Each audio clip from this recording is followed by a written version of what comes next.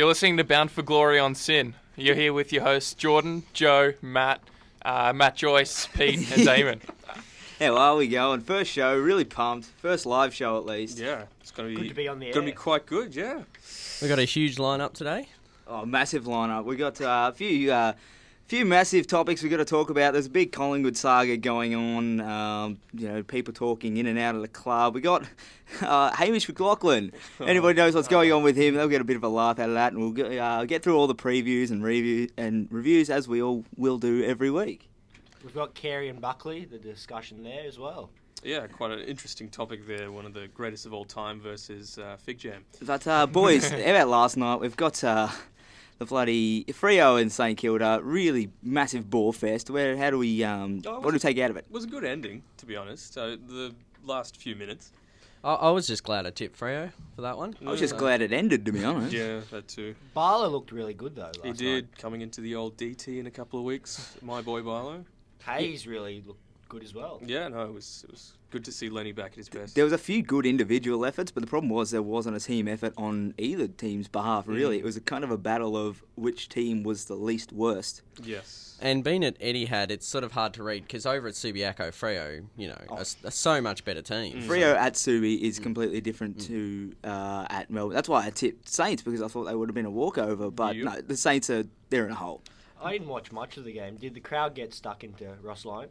Oh, not really. They got stuck into the umpires, the Saints crowd. But they did get, The rough end? Or? Yeah, the rough end of the stick. There's a picture in the Herald Sun today of Ross walking down the race and all the Saints fans giving him a bit of stick. So I think they got a little bit passionate against him, but I think it was, not a massive thing against him. Now, if that would have been a bit different, I reckon, if the Saints had won, but, Yeah. Yeah, it's tough. It was an awkward situation at the end of the year, but obviously they've been waiting for this game for the whole time, and I guess they didn't quite get the result they wanted, St Kilda, so... Honestly, if they hadn't... Channel 7 hadn't beat up the fact that it was Ross Lyon returning to St Kilda, I wouldn't have watched. It was just such a boring game. There was nothing that appealed to me. So good advertising there. Yeah. You're kind of hoping someone would run onto the field or something and give him a go. Can we say Mark Harvey's... the Ross Lyon's appointment was due? Getting rid of Harvey. You're getting rid of Harvey. Like, they've beaten Geelong. They needed to get rid of somebody. I don't know that bringing Ross Lyon in specifically was the man they had to get, but they did need to change somebody at the helm. Well, he's done a good job already. I mean, they've beaten Geelong and they've beaten Saints. Although, I thought the Saints, with their draw, would be 5-0 at the start of the year. Just to reel it off, they were playing Port, Gold Coast, Bulldogs, Freo in Melbourne, and Melbourne. I mean, that's the easiest draw you can have, to be honest, outside of GWS. Yeah, look, they've been very disappointing. Not sure what it is. They got Hayes back. They've still got plenty of talent in that midfield. You got Montagna, Hayes, Del Santo. It's a good midfield, but yet they still can't string wins together. Even though they've won, they haven't been overly impressive this year. Yeah. So, I mean, they beat Geelong over in Subiaco, but Geelong haven't been overly impressive this year either. It is a late pre-season for them. I think Freo are a bit like Sydney at this stage of the year, in that you can't really gauge how good they are because they haven't had a real, genuine contest. But I think they'll make the top 8, but you don't want to be playing them in Subi for finals. No, never. No, you wouldn't want to play him at any stage over in Subi. That's why you'd hope to finish high in the final in the top 8, so that way you get him in Melbourne or whatever place you come from. Yeah. Sandilands was back to his best form last night, wasn't he? Yeah, Sandilands' best form involves standing there and reaching higher. He doesn't necessarily... He's a good player, obviously, because of his height, but he doesn't necessarily do the 1%ers that you'd like him to do. And they didn't use him enough when kicking out of after a behind, to be honest. I mean, that was the thing that really cemented him as, a great ruck in his, best heyday. years. Yeah. I don't want to say heyday because he's still very good.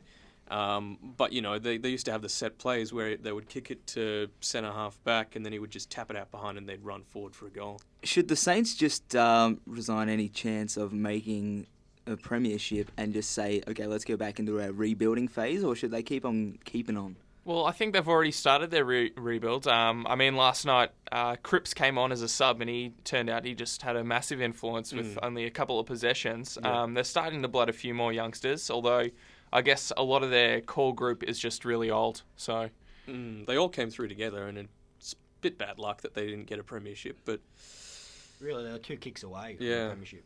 Yeah, and Collingwood got it, sadly. Yeah, and Geelong. Oh, Geelong's not too bad. It's a Collingwood pub. We don't want Collingwood to get anything. All right, although it is great to see them get so close and then just get it ripped away from them. That's it. Look, I can be pretty happy that Collingwood made 3 grand finals in the last couple of years and only took 1 premiership. So, yeah, I can smile about that one. This is this year, though, so let's talk about this year. How did Collingwood do last week? That's what I want to know. Oh. Okay, well, that kind of starts off everything. It started off with Collingwood having a horror week. They got trounced by a rival by 10 goals, and then they've just had a spate of media quarrels, I guess, throughout the week. And started off with Wayne Carey and Nathan Buckley. North Melbourne great Wayne Carey came out publicly and criticised Nathan Buckley's coaching methods throughout the pre-season, claiming that the increase in training intensity is the cause of Collingwood's current soft tissue injury problems, amongst other things. Now, to add fuel to the fire, Carey claims that he's also heard directly from people inside the club that a number of Collingwood players are unhappy with Buckley's approach to coaching. As a direct quote from Carey, "Players weren't happy with the pre-season this year. I am 100% right. I wouldn't say it if it wasn't true." In response, Buckley said, "I don't know where that's coming from. I've had no awareness or understanding. Nothing has cropped up like that." So, is that including Dane Swan? I know he was removed from the leadership group. I'm not sure if that was by his own choosing or what happened there, but Swanee seems to be a bit down this year on previous. I guess that would probably come back to the intense preseason. I guess, as a lot of the issues they've been having with fitness would. Did they go to Arizona last year? Yeah. They went to Arizona and had a tougher thing. The rumours I heard was that Buckley took over the training camp more so than he sort of put David Butterfield to the side. That's the main rumour that I've been hearing. Is that a bit of inexperience shown as a coach, though, to come out in the preseason and say, "All right, boys, let's raise the intensity, let's really go for it this year," and ultimately they've run out of legs and it's round 4? Well, they said that they wanted to do that because they ran out of legs in the second half of the grand final or fourth quarter of the grand final, and that's why they lost. So maybe best to get the tiredness out of the way early in the season. Yeah, but the problem is that they've built up a long injury list, and we're only a very small fraction into the season. It's probably not going to get any better as the season goes. They'll get players back, but injuries occur, they reoccur. The list starting off as long, they're in trouble to start with. Then say if it were shorter. And there is about 4 or 5 guys who, the VFL form hasn't been great, but they still get games just purely because of the injury list. So, and obviously it's growing each week. It just depends how it goes. But right now it's not looking great. Luke Ball's the biggest, I would reckon. Without Luke Ball, they haven't got somebody to shovel the ball out. And players like Pendlebury and Swan and Thomas, they feed off that. They feed off somebody going in there and getting the inside ball and dishing it out to them in space. That's what they do. Who would that be now? Is it Ben Johnson's job? Sidebottom and Wellingham are both.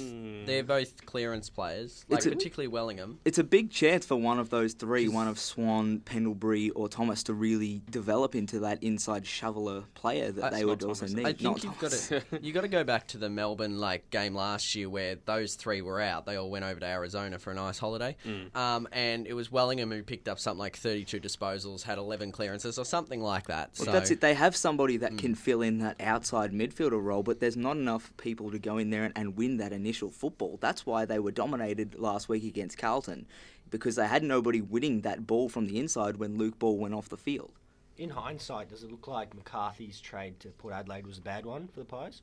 They didn't have room. He's always going to be a good player at a lower club. It's the same with Stanley and Isles. They were VFL players that dominated in VFL every week, but they couldn't crack into the midfield. I mean, it's great to look in hindsight. It's the same thing as sort of saying Medhurst playing over in the West when he could have played. Look, boys, if the Carey and Buckley issue wasn't big enough, The Magpies have another little feuding developing between their ex-premiership winning coach Mick Malthouse and President Eddie McGuire. This developed from comments made by Malthouse during last Friday's Collingwood-Carlton clash. McGuire publicly stated that he was unhappy with the comments and asked Malthouse to move on. As a direct quote from Eddie McGuire, "Mick, if you're listening out there, mate, your legacy is secure. You've been a sensational servant of the Collingwood Football Club. We love you, but move on because picking over scabs, you're doing exactly what you used to hate Tony Shaw doing." Tony Shaw obviously being the Collingwood coach before Malthouse stepped in. As an interesting twist to this saga, Collingwood captain Nick Maxwell also fronted the media, surprisingly in support of Malthouse speaking his mind. On Malthouse, Maxwell had this to say: "He is going out there, being asked questions, and he won't be saying, 'I can't talk about Collingwood tonight.' He has always been like that, talking honestly." Now, I personally believe this is a simple case of Eddie McGuire being a bit butthurt by comments that weren't meant to be taken personally. As a member of the media, Malthouse has the right to pretty much open fire on anything he likes, and that includes Collingwood. It doesn't matter who or what is in his past, he's still a member of the media. So, how do we feel about Collingwood commenting, what's his name? Malthouse commenting on his name, on Collingwood? Malthouse is a gun. He can do whatever the hell he wants. I'm just sick of this saga. It's going on for too long. And what was interesting, what I did like, going back on the Buckley thing, but to do with the Malthouse thing, is where Buckley came out and said, yeah, let's listen to him type thing. And he actually, for everything that everyone says about Buckley as a player, he actually seemed really mature at his press conference, for anyone who saw it. The fact that he came out and goes, yeah, he's a great coach, he's been fantastic for everyone, I think we should all listen to him. And that way it sort of went, oh, okay, there isn't much more to say. So Malthouse still has a lot to teach to the Collingwood youngsters, and that's a whole nother can of worms, as they have got rid of him or not. To think how this whole thing started was North Melbourne went for Buckley back in 2009, and then Collingwood weren't doing as well, and then they weren't doing as well as they were 2010, 2011, and then Eddie got this succession plan going, and look at them now. North Melbourne just beat Geelong, all this politics with Collingwood. Thoughts, Peter? Well, the health of Malthouse's family at the time was a big thing, though. Malthouse was actually considering throwing it away at that point. And McGuire was the one who actually said, no, stay for a couple of years, we still want you. How about you stay for a couple of years, then we'll pass it over? And at the time, he thought it was a great idea. The thing is, when Collingwood then started to improve and started to win a lot more and they won the premiership, suddenly Malthouse is, thinking, oh, how good's this? Let's stay on there. And, he's got every right to and everything.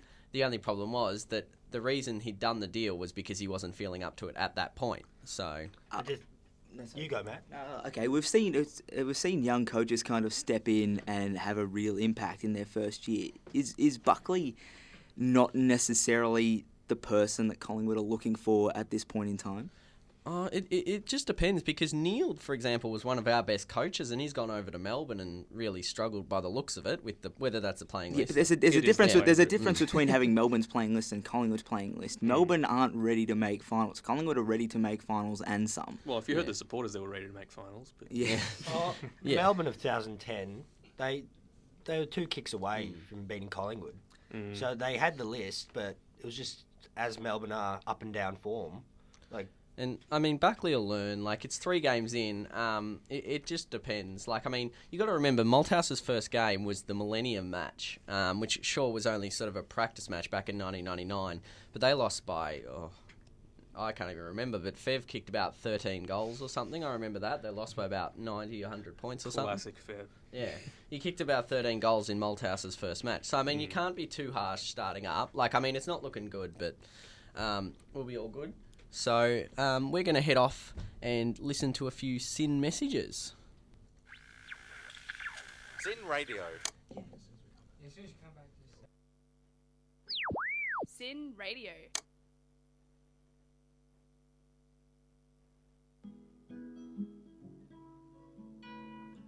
Film. Literature. Theatre. Interpretive dance. Installation art. Ballet.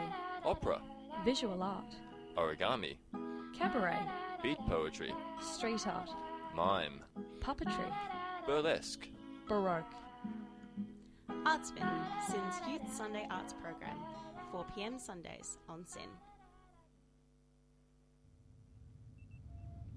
Klingan pub vi chodpu which kupdach mutai which vi sochnis. The Klingonian ambassador would like you to know that he has a live cat in his pants. Jikup bach ji. And he enjoys it. Pavam wab jub b it willop. Dach 90.7 duck cheli. The Klingonian ambassador would like to add that you should listen to the Sci-Fi Hiker's Guide to the Galaxy, available on SYN 90.7 from 3 p.m. until 4. That or... Okay, I'll be completely honest, I have no idea what this guy's saying. Kapwach. You're on Bound for Glory at SYN. Text into us on 0427 767 767 or give us a chat on Facebook at facebook.com / Bound for Glory FM, and Twitter is at Bound for Glory FM. I'd just like to give a shout out to one of our mates, Jordan Witts. And panellists, Jordan Witts. Yeah, Good old Witts. Yeah. Hopefully Big D's looking after you. Yeah. Oh, Big D. Big D. Classic Big D. So I think what we will talk about now is the Hamish McLachlan saga, if you're not aware. Hamish McLachlan is a subpar commentator on AFL Game Day. That's a bit That's a bit flattering harsh. for good old Yeah, Hamish. well, this is live radio, so... basically, someone on the AFL Game Day thread on Big Footy, which It's now... a forum online. Yes. I think we've all decided to call it Hame Day from now on. They decided to look at Hamish McLachlan's Wikipedia entry, given that, his commentary was fairly poor. And he noticed that it was very complimentary towards him with questionable grammar and all these random facts that really don't need to be included on a Wikipedia article. So people actually looked at who was editing the Wikipedia article, and it turns out it was a user called Romping Winds. Now, that's kind of odd. If you do a Google search of Romping Winds, you, at the time, would have got a YouTube channel, which, imagine that, was Hamish McLachlan talking into a camera.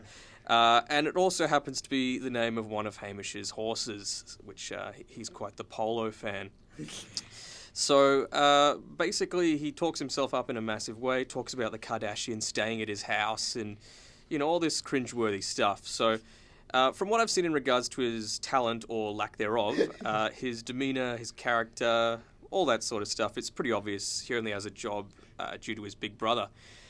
And there was a situation on game day last Sunday where they had Trent Cotchin and Jack Riewoldt from the Richmond Football Club on the show. And it turns out Jack decided to bring up a story where... at Portsea, there was a sponsored function by Jeep for a polo match or something like that, so of course Hamish attended. And it turns out when he was leaving, Trent Cotchin's dog was just running around. Hamish McLachlan runs over the dog and then looks in his rearview mirror, sees that, in his words, he hit a log, which is not very true. It's a pure white dog, so I'm not sure what logs are that. And then he sped away. He did not stop. So yeah, basically, the Wikipedia entry wouldn't have been so bad on its own. Sure, he's a wanker, making all these things about himself, but the thread on Hamish on Big Footy with all these dog-killing memes and all that sort of thing, it's gold. So please check it out if you get the chance. It's on the main board, the AFL board on Big Footy. So any thoughts on Hamo or Hame or Hammer, Triple H, whatever he's calling himself? Just to say, Hamish was invited to take part in today's radio, but declined. Hi, Hamish, if you're listening. And I mean, it was quite funny to actually read it because some of the edits that people started making, television. Hame is good at watching TV, and Hame knows how to produce, and all this. It was just comedy gold, really. It's just ridiculous to think about. You kind of hear this sort of thing and say, is that legitimate? Is this guy for real? You really don't know what to make of it. I mean, it has to be real, because going from some of the things that he's done on live TV, like he was interviewing a kid who had a lot of, I think it was Essendon memorabilia in his room, or Hawks memorabilia, I forget which one. So let's assume it was Essendon memorabilia. And then he goes to him, who's your favourite Hawks player? And the kid just looks around in his room. He's like, Essendon? And he's like, well, which one of them is most likely to Google their own name? And it's like, what are you talking about, Hamish? This is a 6-year-old kid you're talking to. So, he's a funny boy. He's a nut. It was a trick question. It was meant to. The answer was Hamish McLachlan. That's true. So I mean, yeah. It's just really awkward to think about, especially when somebody is meant to be a professional in a professional business, and they're sort of circle jerking over themselves, I guess, for lack of a better word, to be honest. Ham doesn't use notes though. He doesn't use notes. Was that mentioned in his Wikipedia entry? Was it? Yeah, it was. There was a lot mentioned in the Wikipedia. He was on track to have a professional tennis career before he did his knee, and didn't he play footy for a bit as well? Like, I'm didn't he sure do he both knees at playing football or something? Apparently at the same time. Took an arrow to the knee. His Wikipedia page, you can't edit it now though. Yeah. It's blocked. To take a little twist on the topic, coming back to journalism as a whole, is there room for this sort of, because it's very unprofessional for somebody to write something like this and then boast and show it off kind of thing. Is that unprofessional for somebody who's meant to be in a senior position as far as journalism goes? Well, obviously it's kind of tough to say because you don't know who else edits their work, and obviously anyone can edit it. So, I mean, is it how accurate they're writing and how accurate some random who doesn't really know them's writing? So, I mean, is it any better what they write or what someone who doesn't know them just writes about something that's just completely not true? Well, I've been known to edit a Wikipedia page every now and then. So, for example, I remember a game, Richmond versus Essendon, a couple of years ago, where Angus Monfries took the biggest dive in history.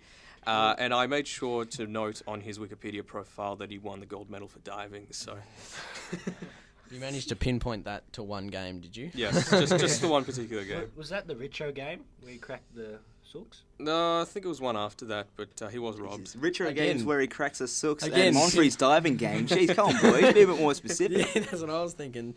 Oh, wow. But, no, it's great work to sort of get that fine, thanks to the people at bigfooty.com. So, it's good work. And we actually do have a text-in number you can actually text if you've got any thoughts on anything.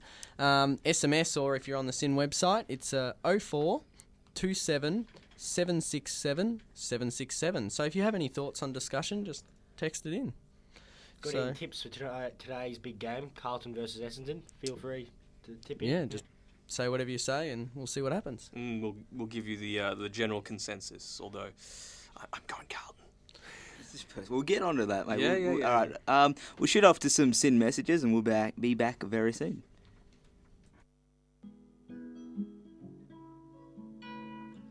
Film, Literature, theatre, interpretive dance, installation art, ballet, opera, visual art, origami, cabaret, beat poetry, street art, mime, puppetry, burlesque. baroque. Artsvin, SYN's Youth Sunday Arts Program, 4 p.m. Sundays on SYN. Lilu Dallas Multipass. Yeah.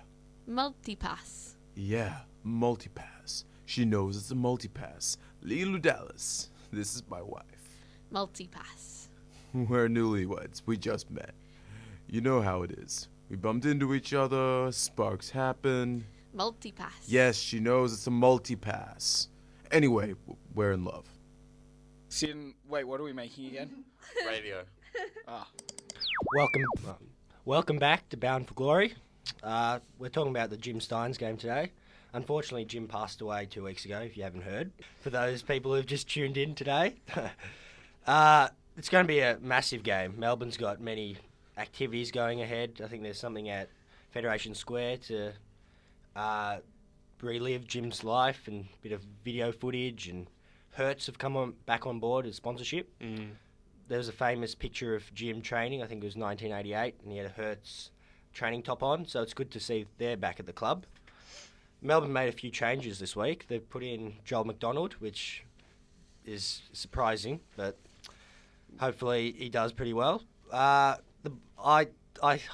watched Melbourne play last week with a few of the boys, and they were terrible. That was it. Terrible.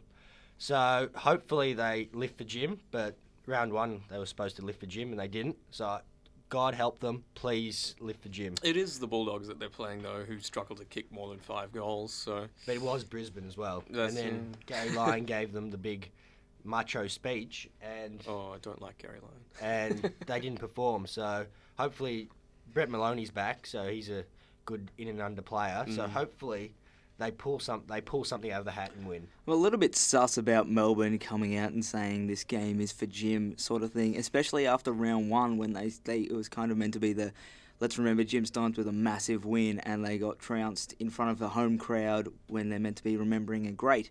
So they're really putting their own heads on the chopping block with this one. If they don't win, they've got a lot of critics to answer, honestly. Cale Morton's back in the side. Our good mate Cale Morton. I wonder if he's going to be the sub. Talking about Malthouse before, he really got stuck into Cale Morton during the gameplay for Richmond versus Melbourne, the lack of second efforts and all that sort of thing. So, not sure why I got a game, to be honest, with the personality that Neil has and the put your head over the football or you're out type of mentality. I guess that's sort of a theme at Melbourne at the moment, is that there's not enough players willing to win the hard ball. And I understand what Neil's doing in giving Cale Morton a game and players like that and rotating a number through to see, I guess, who comes good. Trying to raise their trade value. Yeah, maybe so. I don't think they can afford to trade him, to be honest. I don't think they'll get anything for him, but that's another topic. But yeah, look, I understand what he's trying to do. Get a different number of players through the team, see who does well. But look, I think the best thing for Melbourne at the moment is to play a solid team, get them gelled, teach them the same thing, and instead of rotating players through, I guess. But my dad's a huge Melbourne supporter, and Melbourne's been inconsistent for 30 years. Like they've never had team gel. 2000 they got into a grand final, but there was no team gel there. Essendon just dominated them, and from there on they're just up and down. To be fair, with 2000, I think Essendon would have dominated most. I know Carlton had some injuries, and so did Kangaroos, like that year. But yeah, they were easily the best team all year, and there was no one anyone could have done about it. So. Are the D's still the same soft side that they were last year? Yes. Yes. There's very little has changed from last year. If anything, they may have gone backwards. They've got an excellent acquisition key forward, which is something that'll probably get them across the line against the Bulldogs, but they're still not really going anywhere. You don't really see they've got a bunch of good young developing kids, but the mature players, they're just so bad. And for players that are meant to be leaders, they're just not very good. They're quality players on the ground. When it's their day, they're quality. Maloney, Davey. No. Jones and Maloney, they're the two that you could say are senior players that are good, consistent footballers. Yeah, consistent, but Jamar's gone backwards a lot. Yeah. What's wrong with him? Well, he's got his Sellers in the team now, so you've got to play well, Jamar. Yeah. Like, I mean, the thing with Davey on that point is the fact that he could tear people apart if he was consistent. Like, we've seen the glimpses. If he could become permanent, he would be He was a really good for a long time. He was a good footballer for, 3, 4, 5 years, and he's just gone at the moment. And that happens for some footballers. Just like it happens, you can be a terrible footballer for a while and then just come good. It happens. The issue ahead for Melbourne is pinpointing what exactly is wrong and making it better. But the problem is they've tried basically everything and nothing's changed. Do you reckon the coach needs to love them more? Like he doesn't look like a very loving boy. But to think about it, Melbourne's always been weak. No offense to Melbourne, but they need a bit of love. No offense to Melbourne, but they're a horrible club. No, look, if anything, they need to be pushed a little bit harder. Honestly, because they got, as I said before, they got the core of young kids that are waiting to take that next step up. They just need that push, and they need somebody to say, "Hey, we need leaders. We need people to stand up. We need people to do something." But they're not. Trengove and Grimes, yeah. They're only 21-year-olds. But they still have potential to be leaders. We've seen young players become solid leaders, and age doesn't have anything to do with it. You don't have to be a captain to be a leader. You just need to be able to say, "Hey, I'm going to take this game on. I'm going to win this game, I'm going to set an example for the rest of them. You don't need to necessarily have that title. Trengove dominated the Brisbane game and set the example, but no one followed. Trengove's a gun. I don't know why they didn't pick Martin and Trengove, but... Is it time for Melbourne to rebuild again? They've been rebuilding for a while now. Club. Because in the Age the other day, they said Melbourne were tanking. I think the best solution for Melbourne's problem would be to cut the dead weight that's not going to take them to finals or a premiership, and then spend everything on free agency and just try and get, at least decent players into the team, decent, solid players to get a solid foundation from. Because if you've only got one or two good players in Maloney and Jones, the young kids can't learn anything if they've got no one to look up to. You're definitely scratching the surface of something there, Joycey. Look, with free agency coming in, there'll be a lot of players moving about for cheap. And trade week's also been extended for longer than trade week. I believe it's 3 weeks now. So there's a chance for teams the lower teams to capitalise on these new incentives by the AFL, I guess, to move players around and create a new list, because what they've got right now just isn't working. Or all the big clubs like Collingwood, Carlton, Essendon can just poach. Jack Watts could be at Collingwood in 4 years. Possible. Hopefully not. Unless we're going to sell a Mars bar to them. Otherwise... Couple of magic beans, maybe. But as Matt was saying, if you got rid of most of their dead wood, would they have a list? Well, it just depends. I mean, James Frawley's a really good player. So, I mean, and he's one of their key players. So, I mean, and on that sort of topic, we're going to be having a nice chat about good defenders. Yeah, we're going to be looking at the best defender of the modern era. So basically the past 15 odd years, so not including Sauce, because he's just basically staked his claim for the best fullback. My man Dustin Fletcher, the man has literally been saving the Bombers since before I was born. When he tackled Garlett last year, I genuinely lost my voice in the crowd. It was insane. Other obvious candidates are Matty Scarlett. For me, he's a little bit overrated. Unlike the others, he can hurt you offensively, but I think that's a little bit ridiculous because he's always had good help around him. So he's had that free reign in the back line. I'm not saying he's not one of the best, but for those saying that he's clearly the best, come back to me when he plays one-on-one for an entire game. Whack. And talking about Scarlett or Maxwell here? Oh, no, we'll talk about Maxwell later. McLachlan with a massive polo smack. To be fair, there are different types of defenders. There's stoppers and there's offensive players. So, I mean, every club's had their really good defender over the past sort of 10 years. So. Yeah, look, a stopper, like probably the prime example of a stopper is Darren Glass. He's a bit of a quiet overachiever. Obviously not blessed with offensive talent, but he's still winning wrestles with monster forwards, and I think he will be until he retires. Chad Corns, I think the forgotten man. I think a lot of us forget just how good he was back in Port's prime. He's still going around right now being a standout for GWS, picking up all the loose ball. He's playing really well for GWS. He is, yeah.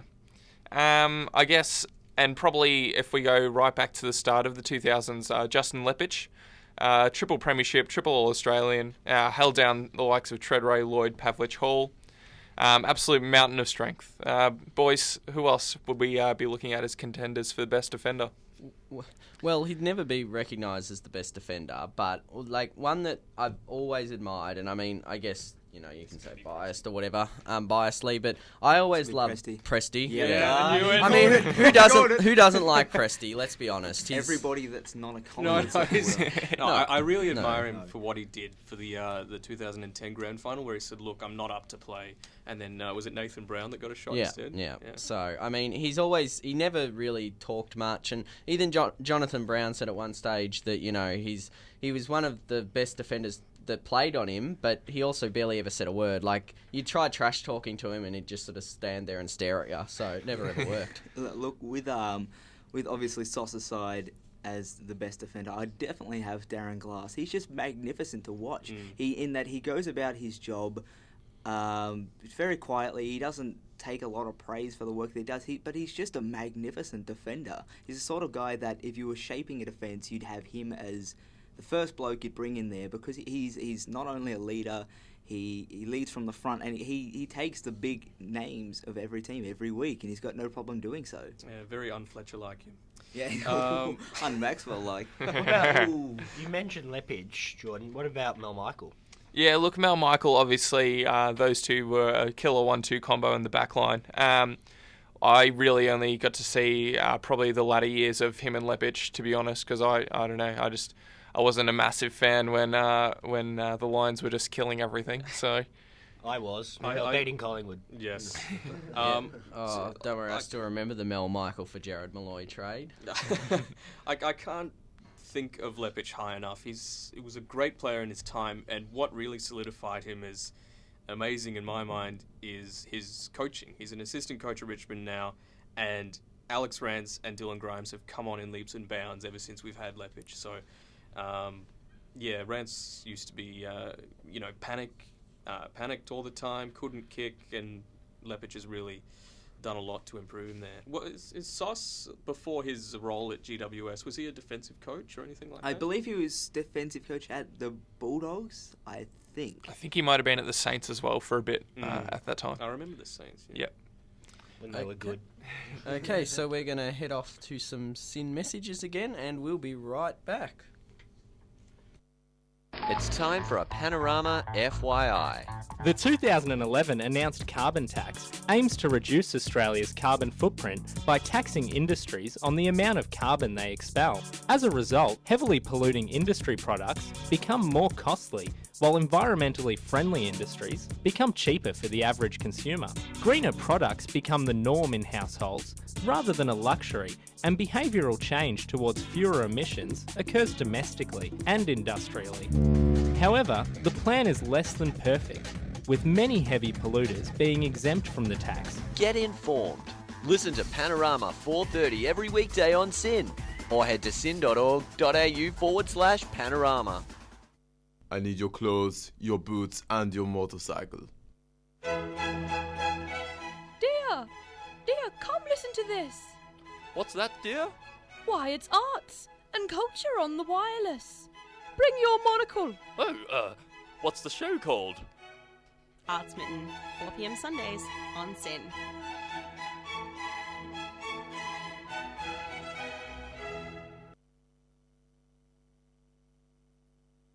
To Bound for Glory on SYN. Give us a text in on 0427 767 767. We're just going to have a look at all today's and I guess all the rest of the weekend's games. Boys, starting today with the big one, Carlton and Essendon. Do we see any big key matchups? Yeah, I think the biggest one on the field, there's two massive ones for me, and that's Wade versus Hooker. Hooker's got a lot to stand up against. Wade's the kind of player that could break out and kick 6 goals if you let him. Also, Jamison Hurley, it's basically the exact same except with the roles reversed. Hurley could come out and kick a massive bag and really lead an Essendon side that isn't expected to win, I guess. Also, Betts versus Dempsey. That's an underrated matchup. Is Dempsey even going to play? I know he had hamstring soreness last week, but is he going to get up for this game? Or I think he's under an injury cloud, but I think he's more likely to play than Fife was, obviously, last night, being a late withdrawal. If he doesn't play, I honestly can't see who's going to be taking Garlett and Betts, because the backline for Essendon is just a little bit too slow. Yeah, and a bit loose as well. Yeah. The one matchup that I'm looking forward to is Heppel versus 10 yards of space.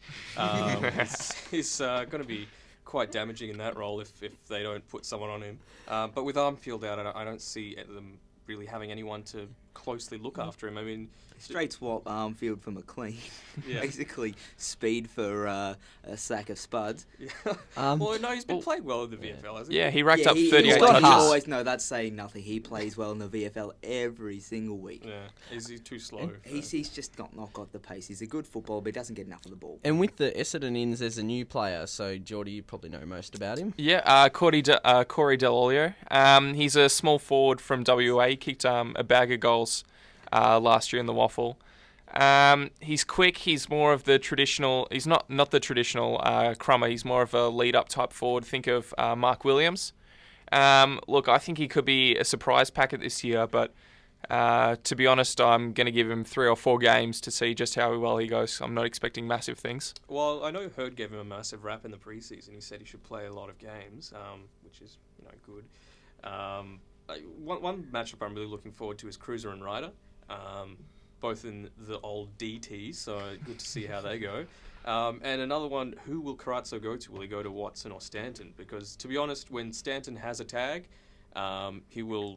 his input is severely reduced. So it doesn't seem to have the same effect on Watson.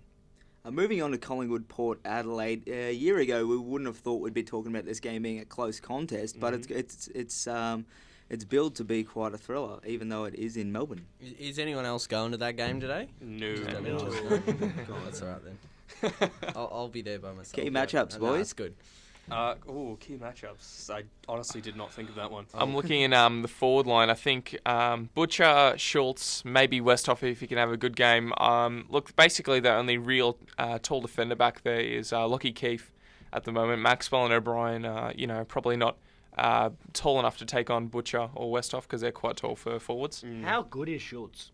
He's good. He's definitely come of age. It's the old Richmond curse. When you leave Richmond, you shed the skin and you break out a little bit. It's working well for Tambling. That's been dominating for Sturt, so he's doing quite well. Oh, okay. Well, there's got to be one flaw in there, but yeah, Jay Schultz. He's really he started to emerge as a forward target where rather than just sort of filling space in the forward line.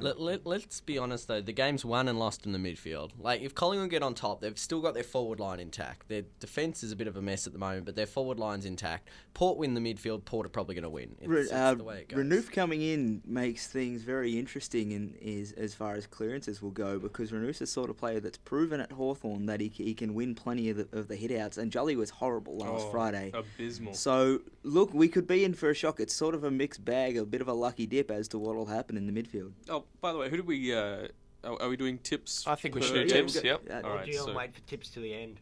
No, we'll go who's Carlton and then I'll go Carlton by 6 goals. Carlton by 20 goals. Yeah, Carlton as well, I guess. Yep. Yeah. Oh, really? Yeah, I know.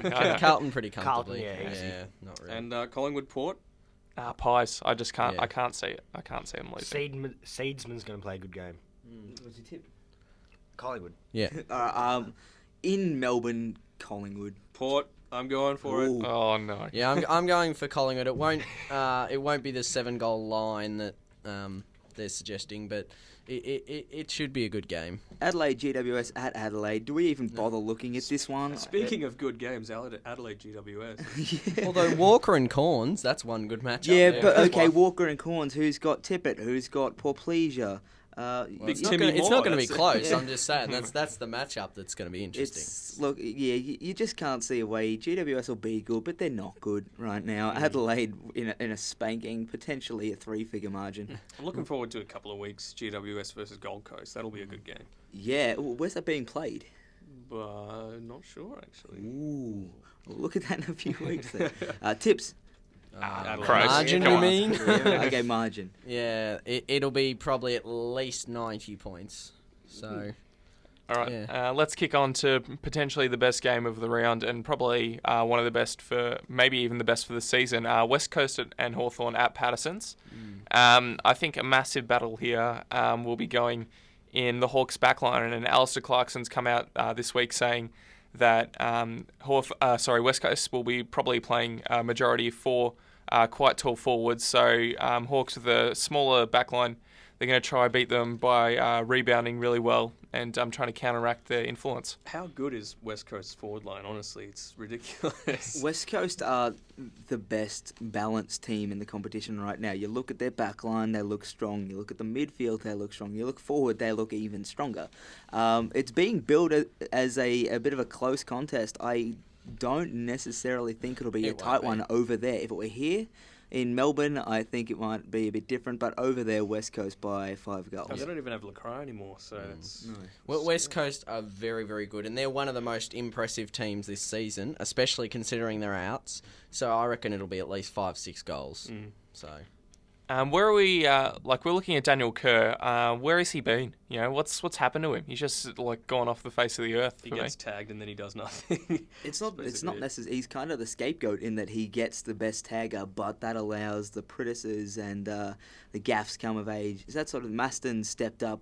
Shuey. Yeah, Shuey. There's a bunch of Scott Selwood's playing really well. He's been very impressive. They've got a host of names that can win possession, so I guess Curry wouldn't mind getting a few more touches, but he's doing the team thing by taking away the best tagger. Well, the next game I think we'll look at, it's Brisbane and Gold Coast. So now, this is one this is my personal game of the round, honestly, because the Q clash. The Q clash. The pineapple grapple. Oh God, never heard. That's a beauty. Look, Gold Coast. Their performance last week was very impressive against Essendon. It was the first time, I think, ever that they've had a game where it wasn't just Gary Ablett showing off for the crowd sort of thing. It wasn't they got pumped by 60 points, yet Gary Ablett got 40 touches. They were up in the last quarter. Mm-hmm. It was a good contest. Brisbane last week were also, you could say the same thing against Fremantle. They went toe-to-toe with them, but they just didn't get over the line. It's set up for a very interesting contest. With that said, I'm sort of sitting on the fence. I don't want to make a call either way, to be honest. I'm going Gold Coast, though, but especially due to ex-Richmond superstar Andrew Rains coming out during the week and saying that he's going to tag Gary Ablett. So if you haven't got him set as your captain, you're an idiot. He's going to get 50 possessions. I think he'd do that whether he was tagged or not. That's true. Failing, breaking a leg, he's gonna do it. He's a gun Please player. don't say that. Please don't say that. No, you're gonna knock wood. Don't worry, he's my super coach captain too. So. How good was Carmichael Hunt last week? He was very good. Our friend Harmichael. He was very good. He's the contested possessions. They rack him up. He's mastered the old pick up the handball and chuck it out of a pack sort of thing. The shirt front. He's learning the basics. But who have we got else for tips? Oh, I'm going to go Brisbane by probably 20, 30 points at least. So I think Yeah, I'm going Brisbane as well, but I'm considering going down to the TAB and putting a fiver on Gold Coast at 320. Not bad odds. Brisbane at 20. Yeah, you'd think with the lineups Brisbane would get up, You're but you just don't know. You just don't know. Geelong Richmond down the road at Simmons Stadium, the newly named Simmons Stadium. Richmond absolutely trounced Geelong in the NAB Cup, which was the only certainty of the round, to be honest. Well, Richmond, they did trounce them in the pre-season, Josie. It should be a good game. No, you mozzed Geelong last week, so you could probably do it again. Can you do it again, please? What's this? What did I do? Remember, we all said Geelong last week. Oh, that's right. Yeah, and I was the only he was the only one who said Kangaroos. I said the Kangas. You can go moz the Cats again. No, I don't want Richmond to win. That's the thing. So I'm going to tip Geelong, and Geelong comfortably by about 50 points. No, I think it'll be closer than that. I think probably Geelong by 20 to 30 or something like that. One thing I'm really looking forward to, guys, I think Dylan Grimes, he won the Rising Star nomination last week. I think if he plays on Hawkins wins a lot of contested marking. Grimes has really impressed me with his ability to spoil in one-on-ones. So, look, having said that, still going Geelong, but I think Richmond shouldn't do too badly, maybe 5 or 6 goals. Richmond easily. There's a couple of mouth-watering matchups in the midfield. You've got Bartel on Cochin and Corey on Martin. That would be absolutely magnificent to watch. Moving on, Sydney North Melbourne at the SCG. What have we got? Yeah, it's an excellent round this round. I've gone Sydney just on the basis that it's in Sydney, but I'm not quite sure, to be honest, with Mumford being out. And Goods. Yeah, and that was my exact thoughts. I went Sydney, and then when I saw Goods did actually get suspended, which I was surprised. It is a very rare occurrence. Very soft suspension as well. And yeah, it was actually. He usually does a lot more that doesn't get suspended. But no, he's a great player, but he's out, and so's Mumford, and they are probably two of their best players pretty easily. And if Bastanak and Zeeble can keep up their form, then... Zeeble was magnificent last week. Magnificent. That goal from the boundary was just... Everything about him is just mouth-wateringly delicious to channel a certain man that we know. Do you reckon he looks like a young Nathan Buckley? Or is that too big a call? Too early to call, but he's definitely looking like he's going to be an absolute megastar. I think one of the biggest things about this match, definitely the midfield battle. Kennedy is supposed to line up on Zeeble. I think that'll be absolute mouthwater contest. That'll be a really good contest, yeah. Someone who's really underrated by the media, Daniel Wells. Yeah, he's had a decent season. I think the first game against the Bombers, he cut us up a new one with his kicking skills. So And he did to Geelong as well. He did. You got to remember the North have got the sharpshooter in front of goals, Lindsay Thomas. Oh, Doesn't miss a trick, that boy. Don't you mean Aaron Edwards? Oh, yeah. He is a pretty good sharpshooter. Last game of the round, we got the twilight game at the MCG. Tips. Tips, boys. Tips, boys. Oh, Sydney only because I don't change my tips. Otherwise, they never end up winning. So, yeah, I'm sticking with Sydney. North by a goal for me. North by 20. Draw. Oh. Right, now we'll move on to the twilight game at the MCG. Melbourne taking on the Bulldogs. A very interesting game in the makeup of both of the teams' seasons. It's basically if you lose, you're gone. You know, round 4 sort of thing. You don't want to. They're both gone. Let's be honest. Yeah, well, that's true. But you know, you got to keep some faith. You got to pump it up. No. And I see our mate Jordan Bannister's umpiring down there. Oh, yeah, good old Jordan Bannister. Close personal friend of ours. Yeah, close personal mate of the show. There's just you don't know where the score is going to come from the Bulldogs. There's the worry of they're not going to kick a winning score every week, and it just doesn't. Nothing looks different. They were horrid last week against the Saints, and that's saying something because the Saints aren't a great football club at the moment. But to think they were good against West Coast for 3 quarters, and they were good against Adelaide for nearly the whole game. But how many points did they score in those games? Not many. Very few. That's what I mean. And Melbourne have when you look at it, they've got a very strong forward line. So, you know... Jack Watts, centre half forward. Look, no, honestly, when you think of Jack Watts, if he can do something, all he needs to do is provide a target, and then you can have somebody roving the pack. Big Clark's Mitch Clark's down there. He kicked 5 against the West Coast the other week in an absolute trouncing. So, look, he can kick goals. They've got a goal-scoring... score-winning, match-winning team, whereas the Bulldogs necessarily don't. Yeah, look, Jeremy Howe was probably their only standout last week, and he was, I think, for out and out their best player. Do we see any other people coming out this year and making such a stamp on themselves? Magna played really well for the first 2 games, and then against Richmond did nothing. Got to keep in mind that Brian Lake also is going to miss this week. So Mitch Clark, no Lake, and Clay Smith. And Clay Smith. He's killing one of the team. best players. So I'm going to go with Melbourne just purely because I think they might switch it on. Like, I know it's a risk with the whole Jim Stynes thing, given they didn't do anything in round 1. But they're going to have, I think, Clover on their Guernsey as well. Yeah. So I'm going to go with Melbourne out of no faith whatsoever. But yeah, Melbourne. I'm going with the Dogs. I just don't see it happening. Melbourne.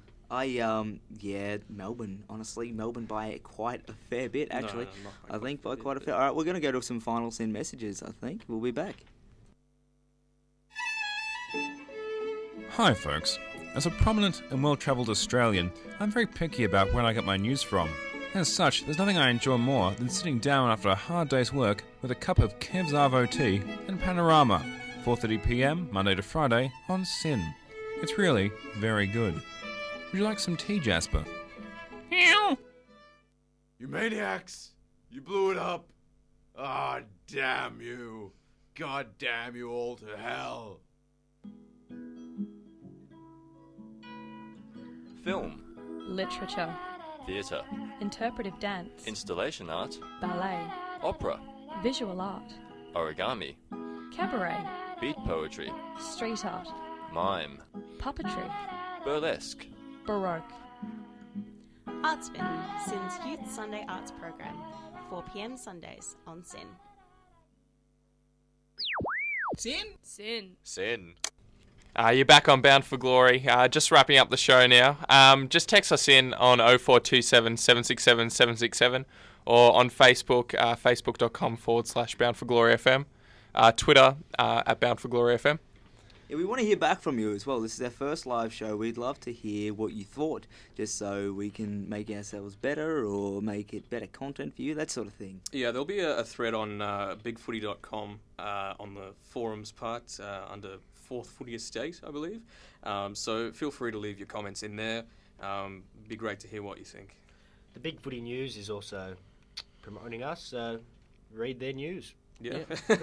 And next week we're going to have writers. a big show. This is just to get us warmed up. Yeah, we're going to start bringing in the guests. It's going to be absolutely magnificent. Who have we got? We've got Tom Curran from North. He was pick 40 last year, son of Peter Curran, but the Hawks decided not to pick up with father-son. I think he'll be a really good prospect. Saw him a couple of times for Oakley last year. Mm-hmm. So he's a ripper bloke as well. So that's a good start. And we're also, of course, going to discuss our issues as we do every single week. Mm-hmm. So if anything pops up during the week, and feel free, like when we put our podcast up, upload it to the website if anyone listens later, or the threads on Big Footy, feel free to just mention any issues you think we should bring up, and during the week as well. So yeah, we've also got another guest on next week, Courtney Lai, good umpire. Yep. Goal umpire, so a very good umpire actually. She does the goals really well.